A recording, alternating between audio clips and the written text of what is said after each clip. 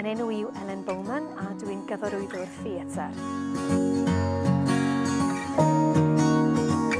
Mae cyfarwyddo theatr yn swydd ddiddorol, prysur, ac yn Saesneg mach yn intense weithiau. Yn fyr iawn, dwi'n meddwl taw darganfod byd y ddrama a'i gyfleu i'r gynulleidfa mewn y ffordd mwyaf pleserus neu effeithiol i'w rôl.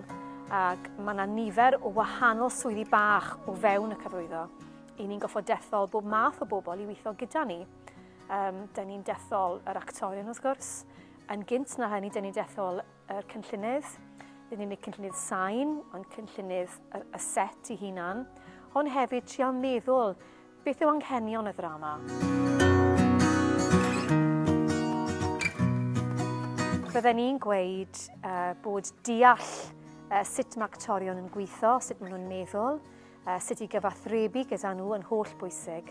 Fel mae artist yn defnyddio paent i beintio, mae'r cyfarwyddwr theatr yn gweithio gyda bobl a gyda ymenyddau eraill.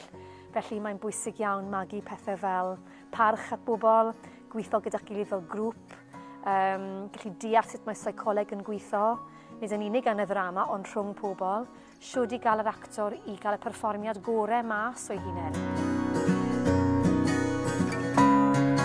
Mae gweithio fel tîm yn bwysig, y parch i'n gilydd, gweithio i deadlines yn bwysig, i amser penodol. Mae siro amser yn eitha grefft, dwi'n meddwl, a deall beth sy'n bwysig yn yr wythnos gynta, beth sy'n bwysig yn yr ail wythnos, a gweld proses yr actor bron fel athlet, chi'n gwybod, a gweld, rhaid, siwr i fynd o fan hyn i'r pen draw a cyrraedd y linell yna bod nhw'n barod i gwrdd â'r gynulleidfa.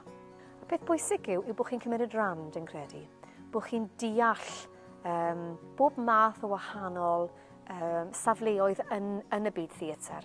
Odi chi yn cychwyn mas fel actor, neu odi chi yn helpu adeiladu set? Odi chi yn eistebwys y cyfarwyddwr fel plentyn iau, wrth gwrs, ac yn gwrando ac yn deall.